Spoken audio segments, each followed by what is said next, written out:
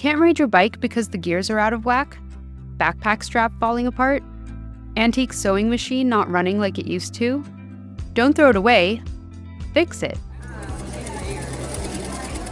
In 2024, to combat the rise of emissions from e-waste in landfills, right to repair laws in California and other states went into effect. It requires manufacturers to supply customers with the necessary parts, tools, and instructions to repair electronics, thereby extending and in some cases doubling the product's lifespan. By fixing something rather than buying a replacement, American households are expected to save an average of $330 a year. And if you need help, local repair shops or fix-it events like this one are a great place to start. They have basic tools so you can try repairing things yourself, or you can get the help of a volunteer expert.